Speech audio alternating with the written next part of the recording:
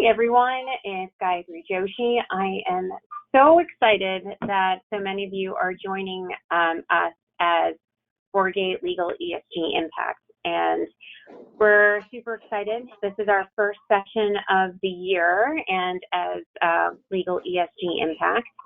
And we have a really phenomenal session. I'm excited to tell you about we're going to be talking about carbon accounting. I know we've spoken quite a bit about this topic, and we have Kristina Wyatt and Anissa Vasquez, if you remember, formerly from Latham and Watkins, and they have gone through the experiences that you have gone through in terms of carbon accounting. And so they are going to share some of those learnings and best practices with you. We also have Mike Galeski, and he is a climate solutions consultant at Persefoni. He was part of the CDP team. We are thrilled to have all three of them come and show you, talk to you about those best practices, as well as kind of take you through some of those items that you might have questions about in terms of, say, CDP and reporting. What are things that are up and coming that law firms need to know about?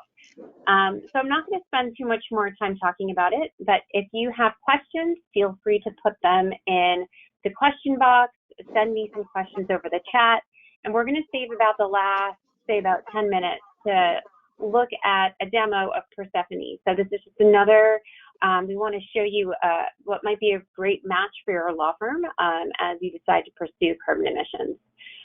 So without further ado, Anissa. Thank you. Thank you so much. So glad to see you all here today. Today, using the crawl, walk, run approach, we will walk through the opportunities that we see for your law firms and wherever they are in their carbon accounting journey, and pitfalls that we see that could definitely be avoided. In what can often feel like a slow crawl to get started with carbon accounting, it's important to lay a sound foundation when starting with data gathering. So from our experience, and what you likely have already learned, is that sustainability and ESG efforts can not only sit within the sustainability team. Ideally, because you would want to be embedding sustainability practice within the DNA of your organization, but also practically because the data that is needed for calculating your emissions footprint it's really cross-departmental.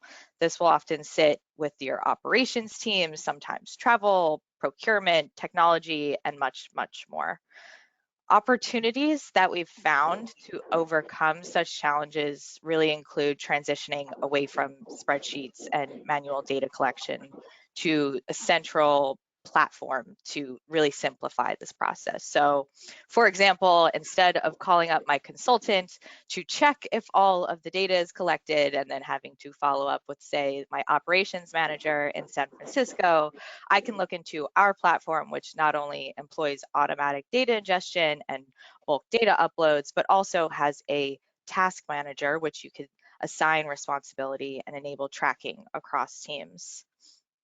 Then once all that data is uploaded, software can then run your carbon calculation in a more efficient, transparent, auditable manner to derive reliable emissions data for disclosures. But I will not get too ahead of myself because when I just said automated data ingestion, bulk upload, I probably maybe lost a few folks, but software is able to automate data uploads through APIs, which are application programming interfaces. But in even simpler terms, we can connect to platforms that you are likely already using, like Coupa, Expensify, Concur, Amazon Web Services, Agencia, and then once connected, we can gather the necessary activity data to streamline that greenhouse gas inventorying. And then with bulk uploading, we can take that activity data and reduce the time that you and your teams would otherwise spend formatting and mapping the data to help simplify, which is often a challenge. Here, we can see an example emissions profile for a law firm. Your firm might vary here and there, but here are some sources of data that we've collected in the past and that you may need to collect as well. And we will provide takeaway slides, which will include this and more information, so you have that on hand. So here in scope 1, there's some stationary combustion emissions, say from furnaces or backup generators. In scope 2, here's where you'll see, the purchased electricity for the lighting in your office and facilities, including data centers. Some purchased steam and electricity for heating, ventilation, AC, etc. In scope 3, we'd probably collect data on purchased goods and services like hardware suppliers, any material and direct procurement categories such as furniture, telecommunications, computers, and then we also see here business travel, employee commuting, and telework. These are all emission sources that we would want to pull data from, gather data from. And then on this next slide, Wait, before you continue, yeah, Anissa, sure. I think it would be great if you could share just, in your past experiences, there are a lot of firms that are still kind of using spreadsheets and still trying to kind of gather that data from these other sources and trying to use spreadsheets. Can you talk a little bit about some of your past experiences, as well as any other law firm experiences that you can talk about, of what that process was like? What were those challenges? I mean, we can see that those APIs help, but if you can give us just a little bit more color to that.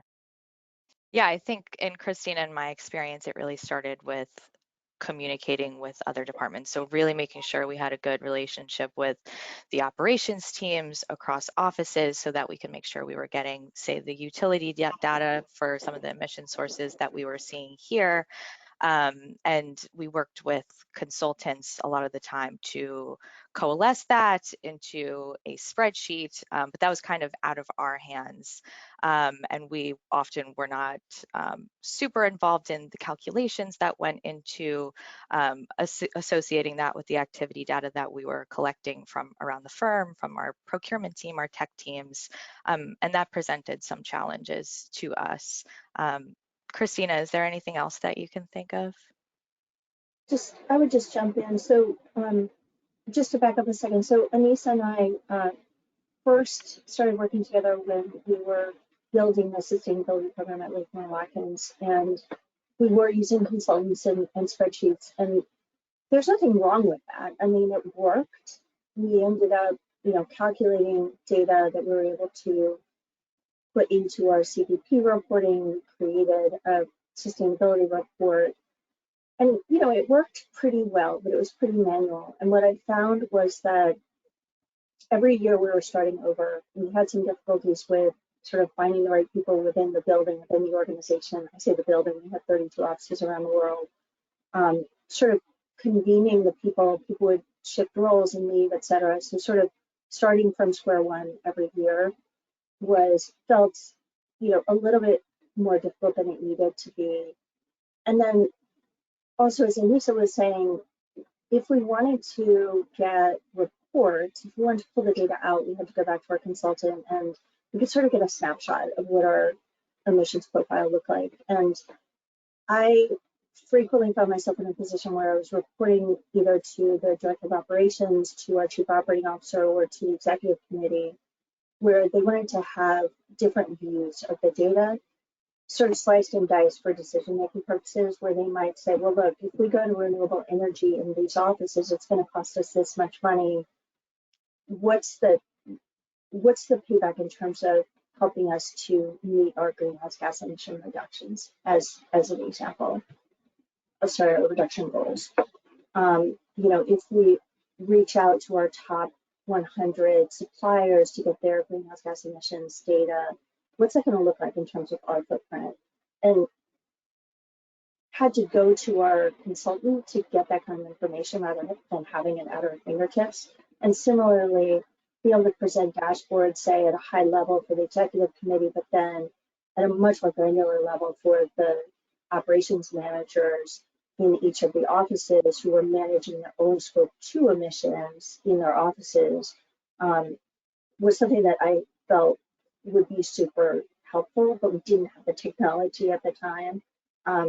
I should say that we were working at Latham and Watkins I was there up until 2 years ago, at which point I went to the SEC to work on the climate rules and then came to Persefoni because I saw the need for software just to facilitate this process. And the bottom line of it is using consultants and spreadsheets is fine. It's just not efficient. And so particularly, I mean, law firms are fairly simple organizations. As you get into larger, more complex organizations, the business case becomes even more pronounced. But the thesis is that it should be easier to calculate your emissions and to use the data so that you can manage your emissions. So you spend your time working on things like figuring out how you're going to reduce, figuring out what your goals should be, modeling the cost of doing that, rather than spending all of your time just trying to pull the data together and calculate it. So that's the difference. It's sort of going from a two-dimensional spreadsheet-driven annual process where you get a snapshot to getting data in a database format where you can actually use it, and it's automated coming in and much more malleable in terms of how you can report with it. Exactly. Yeah. So one question. So when you were working through the spreadsheets, just, again, for those who are thinking about going that route, did you find it, how was it when you had to deal with changing emission factors?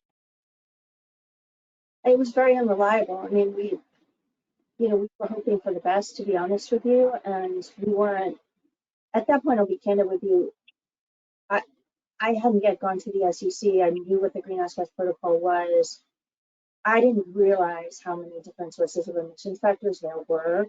Now that I'm at Persefoni, I know we have over 100,000 different emission factors in our platform, and so there's the science of matching up an activity, say, purchasing so many kilowatt hours of electricity off of this grid with the right emission factor to derive your carbon dioxide equivalent. I didn't realize that there was like this very important matching process that you have to apply the right emissions factors. And so we're sort of, we took whatever the consultant gave us. We also were not getting audited. We weren't getting audited, which I think now we would do. We're hearing from the law firms that we're working with that they are not just reporting, but they're also getting attestation of their greenhouse gas emissions because that's becoming the market standard and their clients are asking them for that. And I think that that's a place where the auditors are going to really be digging into what are the sources of your emission factors? Are you applying the right emission factors?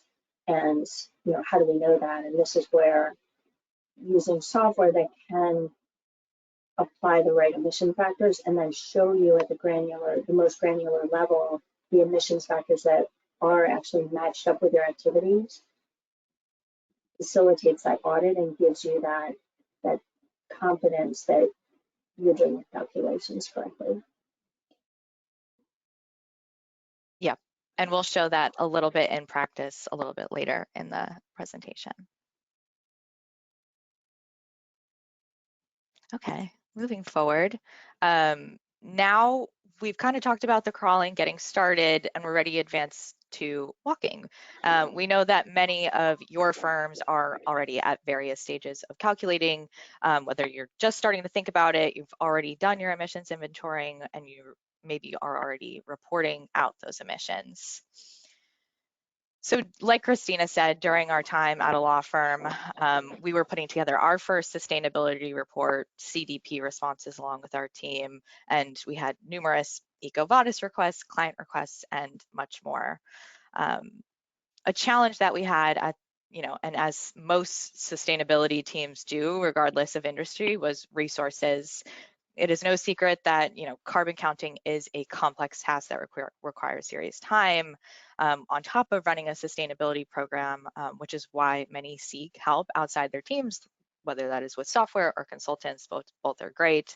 And it's really easy to find yourself, like Kristina said, questioning whether you're using the right calculations, emissions factors, et cetera. And then you are left with that massive spreadsheet, and you're not always certain the calculations and the decisions that were made.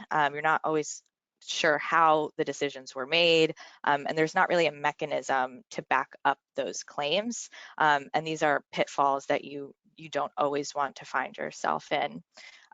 So I will pass it along to Kristina and then Mike to kind of speak to the opportunities off the back of these challenges, which Kristina has touched on a bit, and then Mike will help us to really touch on how software specifically can enable better reporting.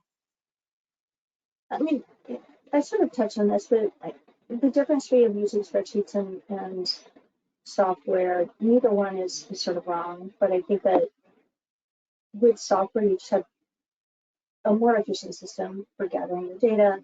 You have all the data in a place where you can see it, it can be audited, it's your source of truth. For me, candidly, I like to control the data. I want to be able, I like to be able to control the presentation. So if I'm going to my executive committee, I want to be able to answer their questions and use the software to be able to show them the views that they want to see. So if they want to see what our scope 2 is in Asia, that I can pull it up, right? If they want to see what are the emissions associated with our top 10 suppliers are, I can pull that up because it makes me look better. I mean, you know, I want to look competent and really smart to our executive committee, our management, and you know, having a software tool that puts me in the driver's seat is really important, and that's what we're hearing from a lot of our law firm customers or prospects. Is it's that difference between having to sort of go back to a consultant to get like a pivot table or you know a screenshot versus being able to actually pull up the platform and use it as a tool to manage your emissions and to speak to your management. So to me, that's the difference. Again, it's not to say that consultants and spreadsheets are bad. It's just a different approach.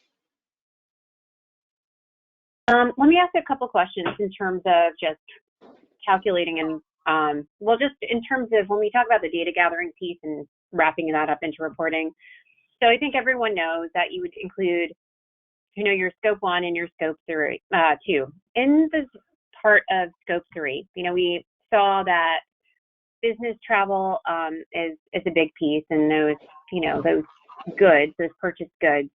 There was on that particular image, there was a gray out for employee commuting. Are you seeing firms or any organizations include remote work in their emissions accounting? Yeah, we are not universally, but we're certainly seeing some professional services firms in particular, including remote work as part of employee commuting. And so they'll do that typically we facilitate that through the tool by essentially using sort of a questionnaire format and some data related to where people are located, how often they come into the office to derive calculations that give that piece of scope 3 related to employee commuting and also remote work. So I would say, I don't know what percentage of companies are including or remote work in their scope 3, but I would say, you know, it's probably about half among the professional services firms. Yeah, I would say, I mean, it definitely depends on the sector. What we see with like business travel, remote working, employee commuting, really more heavily reported with the asset light businesses that don't have a ton of other material scope 3 categories, right? So really scope 3, it's a rabbit hole. You could dig forever, but right now, kind of best practice in the market is reporting the emission sources that are most material. And of course, with, you know, professional services firms, asset light, there's not a whole lot of, you know, heavy industrial combustion going on. And so things like business travel and employee commuting are quite frequently reported. Okay, so I want to make sure we go on, but I have one last question in this area. So when we, in terms of, again, scope 3, and we talk about the purchased goods, is there anything that you're seeing that firms have decided to try to calculate? Now, we were just talking before the session that there's a lot of discussions around making sure like that some folks want to be able to calculate emissions from certain products and having that be accurate, but that's a little ways to come. But what are you seeing in terms of those purchased goods that law firms are thinking that they want to include in Scope 3 or any other organization like a law firm? Do you start, Mike, or should I jump in? I mean, I won't speak to law firms specifically. I think you're a much better place to speak on that. But regarding purchase goods and services, again, it kind of comes down to materiality. Obviously, there are a few purchase goods and services that will account for the majority of your carbon emissions in that category. So I think the great thing about the Greenhouse Gas Protocol and the Persefoni platform is that it enables kind of a hybrid approaches and also quite a bit of flexibility in the methodology that you use. What we see from a lot of our clients is starting off with a spend-based calculation where they're really just taking a very high look at all of their spend on procurement throughout the year and doing in this first year kind of a very high level analysis of where those hotspots are. From there, you can kind of dig into where the most material sources of emissions could be and try to move up that data quality hierarchy to get to better quality, higher quality calculation methods, like using average data, which is taking like the actual quantity of a product and then using an emissions factor per product to calculate the total emissions, or even better, actually getting into supplier reported emissions or product reported emissions where you're able to say, okay, we know we spent this much on MacBooks and we know the embedded emissions in a MacBook, and so we can actually make purchasing decisions based on this data, and in that sense it becomes much more actionable. When you're just using spend-based, it really is, it's very difficult because the only lever you have is to reduce spend, so you can't really decarbonize.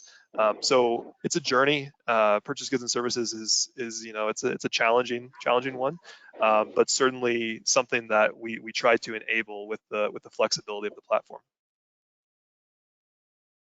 And I think that's quite consistent with Anissa's crawl walk run approach that she described, that, you know, the crawl is using spend-based data. We also find that the companies will prioritize on the basis of either their largest areas of spend or their largest emitting suppliers. And as we piece together, as we sort of move from more spend-based data to more actual reported data, we're also able to pull in data that we have, that we purchase from CDP, for example, so that if companies are reporting to CDP, we can use that data to provide more accurate information as to your Scope 3 emissions associated with that particular vendor. And same thing with regard to embedded emissions in products. Thank you. Mike, do you have any last comments on how Persefoni enables calculating and then reporting out? Sure, happy to speak to that. So as Gayatri mentioned, I was previously at CDP before joining Persefoni. So kind of being on the other side and seeing all of this reporting, I kind of saw firsthand the systems that organizations had to collect, measure, and disclose their data. And a lot of times, you know, it wasn't very good, right? These poor systems lead to poor quality data and reporting errors. And you know, CDP is the largest hub of environmental disclosure in the world. It's not even close, but it's also voluntary. So there's a certain level of forgiveness right now when you report to CDP that's granted with these reporting errors. Everyone understands this is new. Everyone's on a journey, etc. But I saw these trends with emissions reporting increasingly being required by regulation, and the stakes rising quite a bit. So it became very clear to me that spreadsheets probably were not going to solve this problem going forward when you need that additional auditability. Obviously, you know, Anissa and Kristina have already touched on the benefits of software. I could go on in that, but I don't want to focus on that too much. But just specific to the reporting piece, you know, obviously a lot of law firms are getting CDP requests from their customers, and it makes sense, right? CDP's supply chain program has over 280 large multinational companies right now that are requesting their supply chain to disclose their emissions so that they can get a better understanding of their own scope 3 disclosures, right? So they're worried about their purchase goods and services, and in that sense, you are a part of that. All of these companies are contracting with law firms, so the requests are very, very frequent with law firms, and it's not going to go away because these companies are being asked, especially if they're public, to dig further and further into their scope 3, right? So within Persefoni right now, today, you can essentially pull all of the quantitative questions covered in modules 5 through 8 of the CDP questionnaire. They'll directly map to a data point that's in the Persefoni platform. And we can show that at the demo at the end. One thing that's really exciting that we're building right now, it's not there yet, but on the roadmap, we're actually looking to deliver product capabilities to support automated CDP reporting and this cycle. So we're hoping to have this up by April or May in some capacity. So really excited about that. I think it's essential as more and more companies are getting the CDP request. I think there was 18,700 last year, so close to 20,000 companies at this point responding to CDP. And we're looking to really enable that quantitative emissions piece through the Persefoni platform. And June is the reporting period, isn't it? It usually runs around April to August. So we're trying to get it up and ready, for those companies that are disclosing in August, September deadline. That's fantastic. I do, I have a question just in terms of like the law firm perspective of things. So Kristina and Anissa, when you were going through this process yourselves to complete a CDP response, tell us what that was like initially and what kind of hurdles and challenges did you have prior to working in a platform? Hard. I mean, honestly, it was cumbersome, and we didn't do very well initially. To be perfectly honest with you, we sort of did our best, but it was a learning experience. It took a lot of time. It took a lot of time of our consultant and our internal personnel. We just didn't really have the data organized in a way that best to report particularly easily. It got a little bit easier after the first year, but even so, it was quite a challenge. Anissa, I don't know if you want to add to that. Just echoing that, and yeah, I think there's the quantitative and the qualitative elements to it. So Mike and the team here are really speaking to the quantitative pieces that we can take out of Persefoni, and it's half the battle.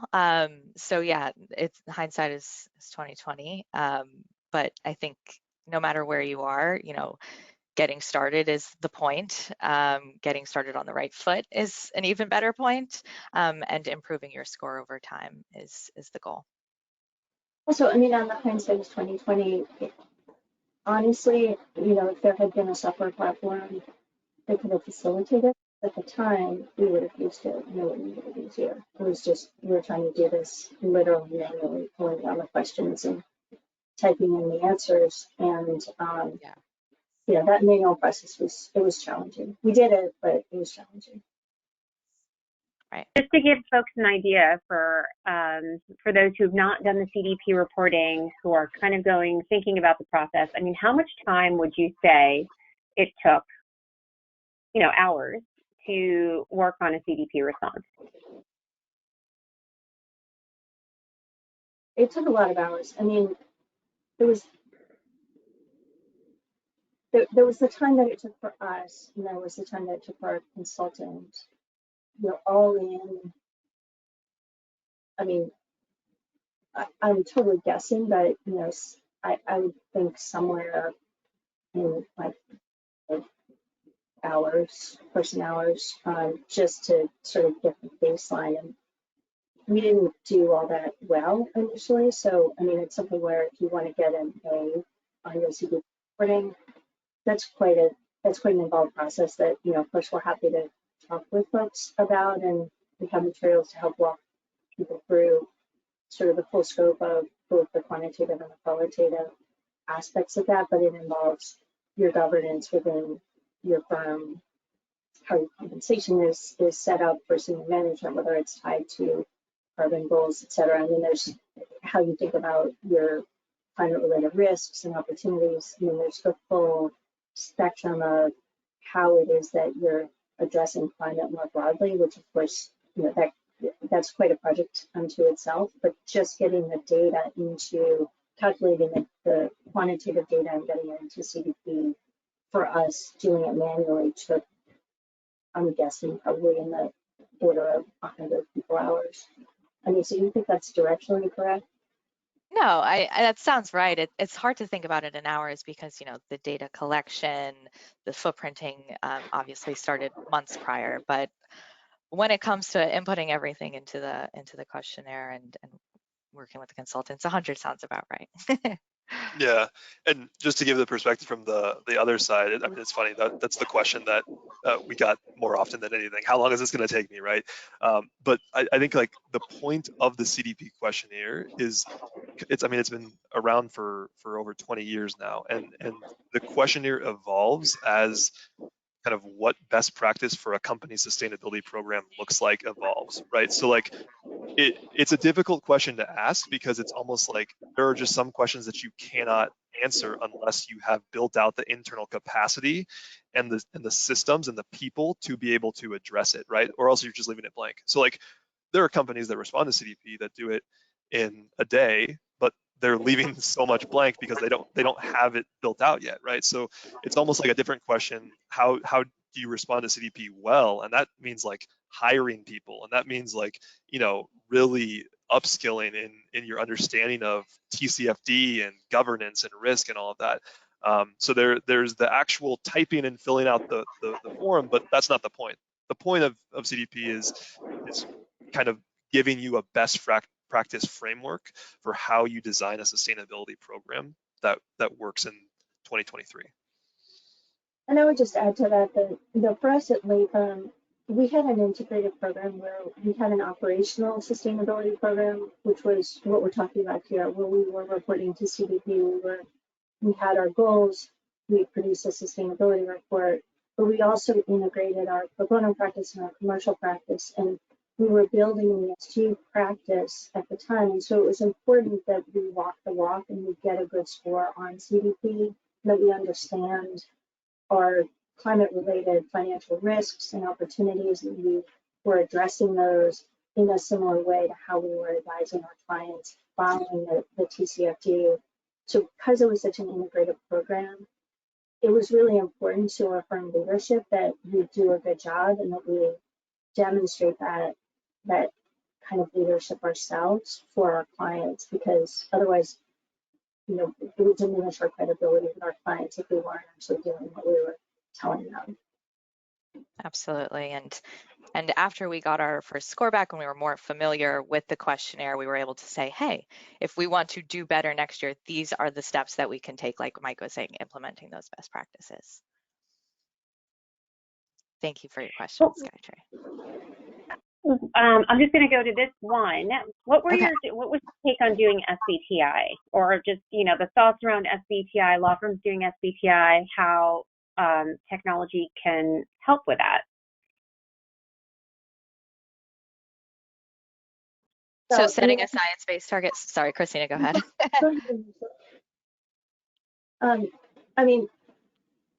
So we set targets that were not science-based targets just because we were still in the crawl, walk, run, at least when I was still there at Latham. I think if we were to do it now, because SBTI has become so much more ubiquitous, we would take that step to set science-based targets. In terms of the software facilitating, I think if we have time for Mike to show the platform a little bit, he can show our climate trajectory modeling module, but it basically enables you to see where you are and what you need to do in order to meet your goals. So whether they're science-based targets or whether it's just we're going to reduce our Scope 2 emissions by 25% by 2030 off of a 2022 baseline, which was sort of how we were thinking about it. the platform can show you sort of how you're doing on your trajectory and also help you to see what levers you can pull and the impact that making certain changes will have on your progress toward your goal. Exactly. Thank you. So up next, we were really just going to touch upon that data assurance piece that might not be at the top of your concern list at this point, but for many others, you are interested in the possibility of having to undergo assurance. By now, you've already heard from us that the challenge of traditional ways of collecting footprint might be a little less transparent, less auditable. And like I said earlier, the last place we ever want to find ourselves is in a position where we're reporting on information that we cannot ourselves point to how or why a framework or formula was used. So here with software, we're looking at Persefoni's CO2 e-ledger as an example, which really enables users to be able to pass a stringent and audible assurance process. Law firms are not subject to the greenhouse gas reporting requirements that public companies might soon be required to adhere to, but it is still best practice to be able to view all the calculation frameworks, formulas, data sources, and emissions factors used in putting together your footprint to ensure accuracy. So here in this fun animation, you can start to see how Persefoni's CO2 e-ledger displays that activity data that you've uploaded with that granular data associated with each point, like your footprint source, your scope and category, emissions factor frameworks, and more. So this is just a quick example of that. And to you, it might really look like, if you've seen, financial ledgers, this is really a sticking point that law firms that we've talked to very much appreciate, because this really enables more auditable reporting. So do you think that will become, the conversation about assurance has just, I'm surprised how much we've been talking about it in the past year, as opposed to 4 years ago. There's been, talk and announcements made about Microsoft requiring assurance with some vendors. Do you think that what do you think the trajectory for that will be? I think it's going to continue in that vein, and the reason for that is that assurance is being required of public companies. It's part of the climate proposal that the SEC is currently considering. So we don't know what those final rules will look like, but in the proposal, scopes 1 and 2 would have to be assured.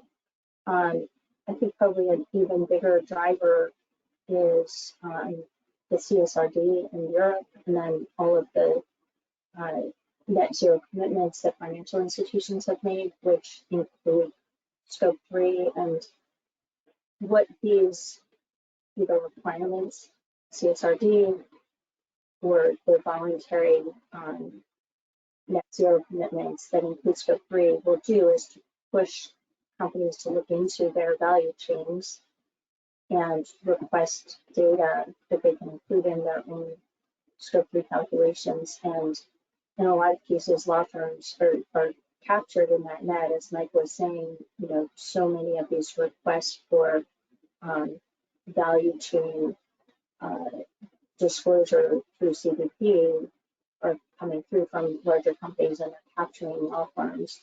And I think that right now, what we're seeing is more law firms being asked for this information, but over time, there's going to be pressure on companies to get assurance of their own emissions calculations, including scope 3. And in order to do that, they're going to want to get the data from their suppliers.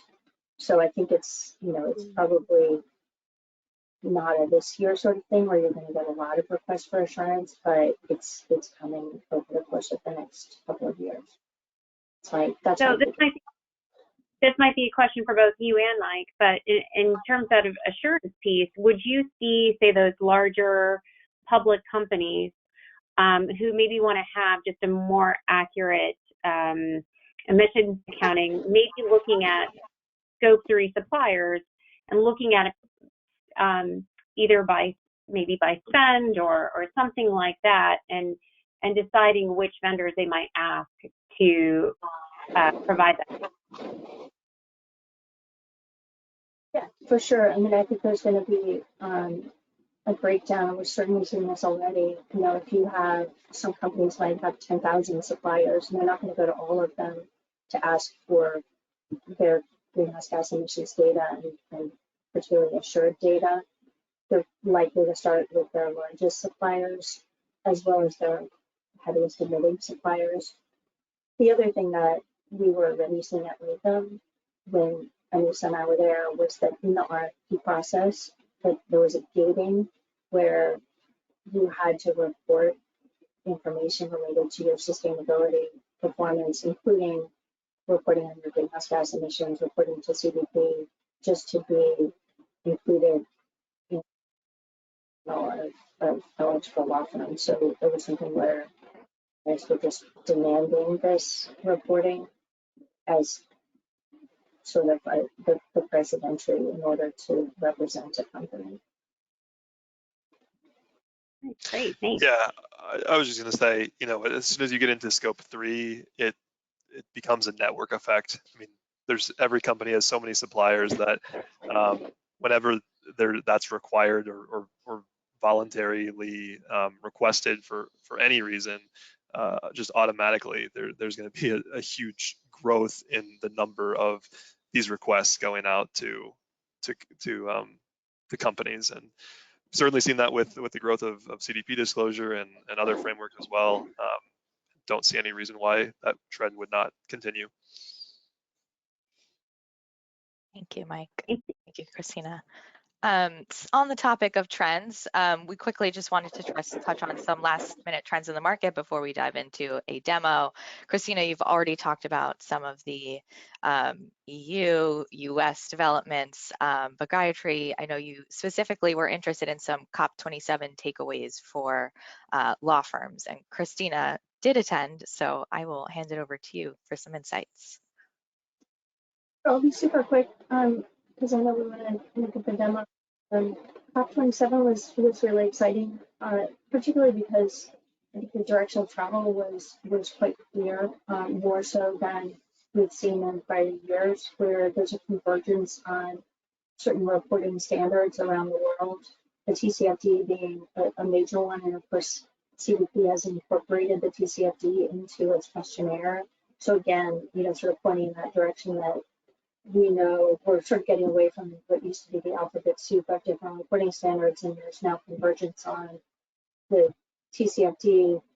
The ISSB is the International Sustainability Standards Board, which was only just recently formed, and the whole purpose was, again, to create a clear direction of travel and create uniform standards that countries around the world can adopt to define how companies ought to be reporting. And again, the ISSB has incorporated the TCFD as well as the greenhouse gas protocol into its standards.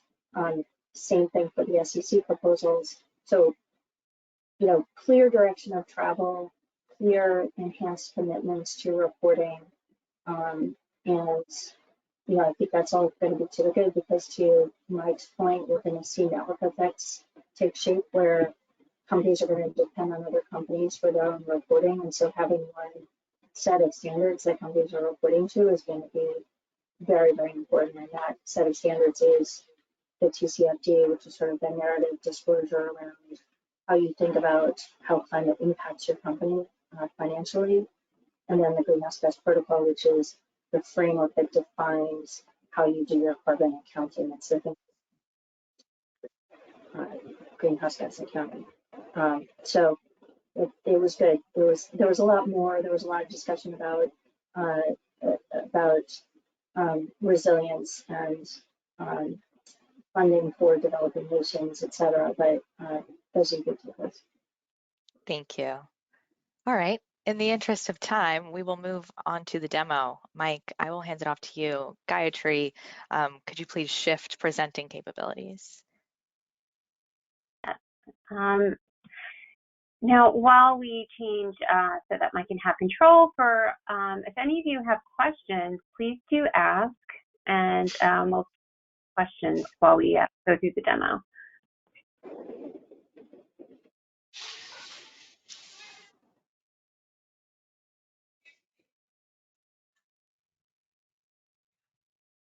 I had seen it there for a second, Mike. There it Are you able to is. see it now? Yep. Yes. Perfect. Okay. Well, in the interest of time, I just want to show, we've been talking about emissions management and reporting, and now we can kind of show you how to tangibly do that within Persefoni. This is going to be very brief and high level, and on how Persefoni can measure, analyze, reduce, and help you report your emissions. Not going to go into every feature, but if you do have any detailed questions, as Gayatri said, please do feel free to submit them in the chat, and we can either address them at the end or follow up with you afterwards. Before I get started in the actual platform, just want to highlight on this right side here, the support resources. This is what we call our knowledge base and other learning resources that users can access to be more autonomous in the platform. That being said, we also do have a support team made up of your standard SaaS customer success managers and also technical climate solutions experts that have led sustainability programs in the past at corporations. So both of those resources are readily available when questions arise. As I mentioned, we are going to cover 4 main topics here. So how to measure emissions in Persefoni, how to analyze data once measured, how you can use some of the functionality within Persefoni to project reduction plans, and then finally, how you can report out your emissions. As you can see, those 4 categories are how we organize our side panel. So you can click into any of these and work on whatever step you are on in this journey. So let's get started with measure. So first thing I want to highlight here is the footprint source checklist. This is kind of your central project management tool, which is going to highlight both the emission sources. So when Anissa showed that slide with all the hexagons on it, that is basically captured here, but it's also a way for you to, if you see this tasks section, send out requests to your colleagues to request data so that it can be captured and brought into the platform. Now, the question is, how do we bring that data into the platform practically? And the answer is there's kind of 3 primary ways. 2 of them are highlighted here in the add footprint activity. So the first one is a single data entry. This is best used if you're really just trying to upload like 1 or 2 line items and not a ton of data, because obviously, there's it would be pretty time consuming to put all that together. But essentially, you just would fill out standard information about the type of data that you have, the methodology that you'll be using, and then that data will come into the platform. I don't want to spend too much time on that because that's not the most common way. So probably the more common way right now is the bulk upload. With this bulk upload, you can click on that and you can see the different templates that we have available within the Persefoni platform to calculate those emissions. So you can easily download one of these templates, fill them out, and then upload them into the platform. So we can pretend that we've already done that. We can click take me to bulk upload. We can then drop, browse, attach this information here, and it will automatically combine the operational or financial data that you're uploading with the the emissions factors, the global warming potentials, all of the stuff that sits behind the Persefoni software, and automatically generate your emissions data. Now, what that actually looks like, you can see on this job monitoring page. So these are all bulk upload files that we have since uploaded into the platform. And you can see here, although my webinar little screen is getting in the way, let's see.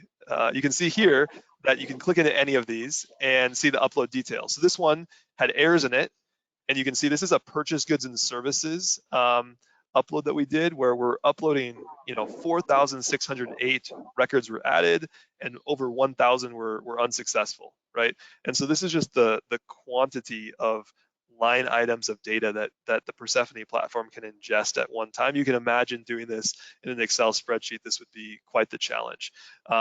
In this case, the records were unsuccessful because they were attached to a office location that did not exist within the platform. And so the system alerts us of that, and we're notified on what we need to do to change that. If we look at one of these that was successful 100% of the way, we can go into view uploaded data. Now this is going to take a while to load because there's a lot of data in there, but this is the activity ledger. And this is what we've kind of been alluding to from that auditability standpoint, where it's really important to be able to see each of these line items outlined with their unique job ID, as well as the subcategory, the footprint source, what scope it falls under, the calculation framework, the calculation methodology, the CO2 emissions associated with it, the emissions factor set name, all of these data points, and honestly many more. We can export this to Excel, and it's quite a few columns of data is all captured here. And so when one of our Persefoni clients gets audited, it's very easily for them to export that data and work with their auditors on this. The one other thing I want to highlight here, which I said I'd come back to. Mike, before you continue, just on this piece, so what kind of frequency or cycle do you recommend for updates and potential review of this data or these uploads? It really depends on what the client's goals are and what they're trying to accomplish with this reporting. So I would say most of our clients do reporting on an annual basis. Some of them are doing it on a quarterly basis, and others are actually like doing this on a monthly basis as they get additional data because they want to see their Persefoni platform up to date. And I'm actually going to hop into the analyze data section, which is going to really show how that kind of manifests itself in the visuals. But I think it really you have to work backwards from what your goals are and what the requests for this data are. I mean, right now, most of the regulation that's out there is on an annual cycle, and so that's typically what we see. Excellent. So before I jump into analyze, I just want to highlight one more thing, one more way of getting data into the platform, which I said I would come back to, which is the integration hub. So we're super excited about this. It's not set up for this platform, but you can see that you can browse integrations here, and you can see the actual emission source and the software platform that we partner with via API to bring data into the platform, right? So for example, if we're interested if we use trip actions in our company and we have all of that commercial air travel information stored there, you can actually connect the Persefoni system to trip actions and pull the relevant line items, whether it's the amount you spent on air travel or the distance of each individual flight. And that information automatically gets integrated into the Persefoni system. So another really exciting way that we're building out to streamline this process and make reporting quite a bit easier for our clients.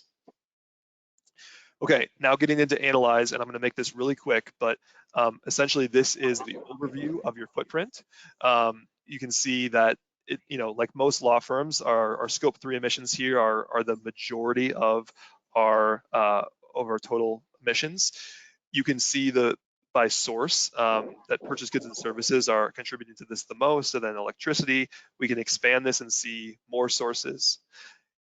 I think one of the real benefits that Kristina and Anissa alluded to of software is being able to slice and dice the data by emissions source, or by time period, or by part of your organization, right? So within scope 3, we can analyze and see this graph here, and we can see exactly trends over time regarding what percentage of this is coming from supply chain versus sites versus people activity. And we can also filter this by time period or by the organizational division, right? So we can even say, I'm only interested in looking at our New York office. and we can see trends over time, right?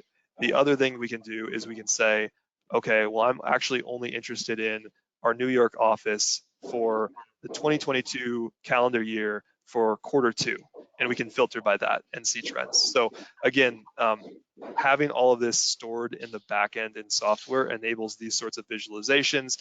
You can export these, either you can have bar graphs, you can have line graphs, whatever you want, all here. Finally, really quickly, I'm just going to show some of the reduce functionality here.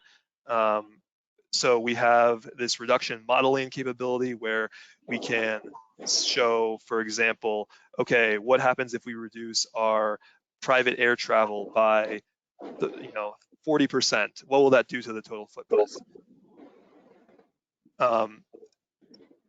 Looks like, are you still able to see?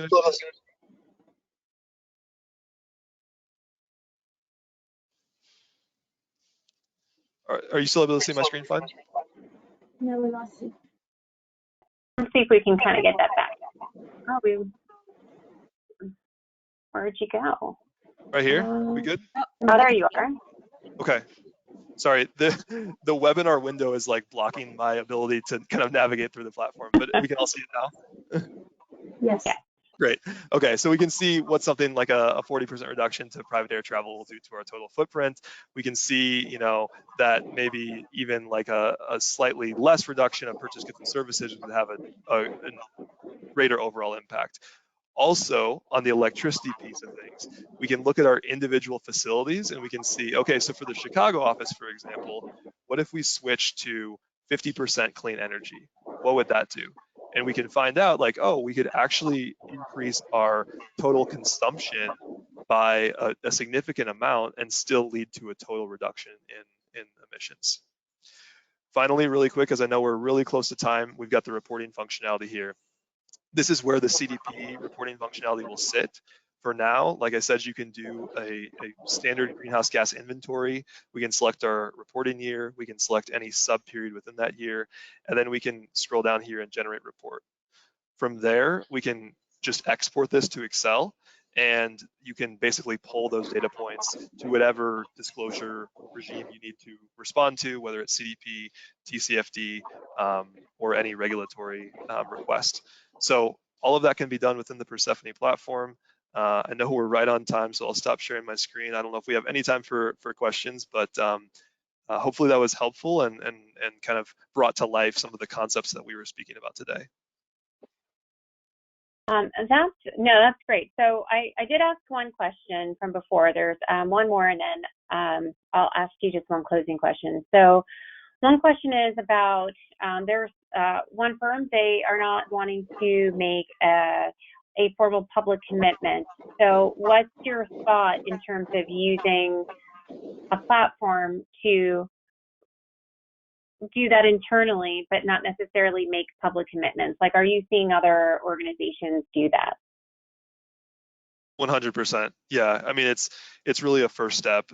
We have a lot of organizations that are kind of getting prepared for reporting to this point, and they're not necessarily ready to pull the trigger yet, but I mean, you wouldn't want your first year publicly reporting, especially if it's something like to the SEC, be your first year ever doing emissions reporting, right? So definitely something that a lot of our clients are using Persefoni. And for example, for scope 3, some of them are like, we don't really know what's going to happen with scope 3, so let's just calculate like the one category that's the most material to us, and then we get a feel for what that's like, and then in future years, as we attain more information on what will be required to do, we're better equipped to be able to actually implement that.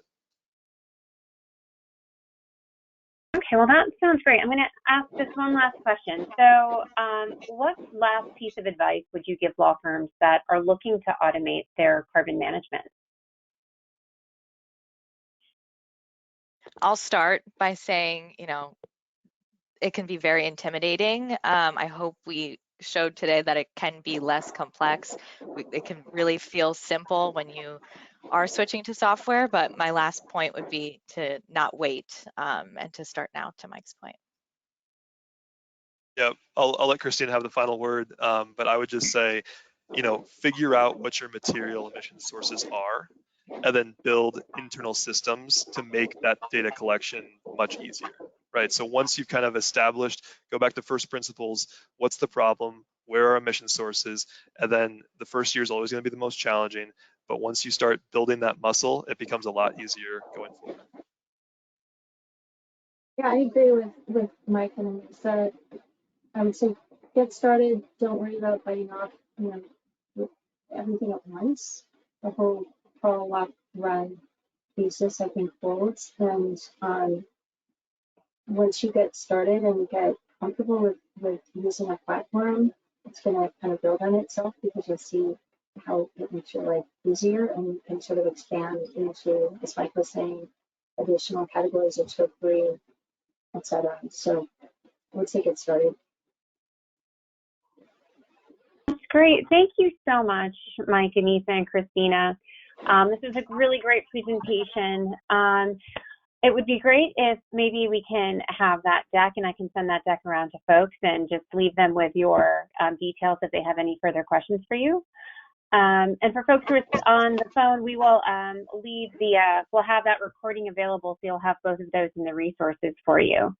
Thank you again, Mike, Anissa, and Kristina. This is a really fantastic presentation, and I think it just really being able to learn best practices and understand what you went through and just kind of telling people, no, this is really like the best way to do it. It's just so helpful just to supply that learning. Thank you.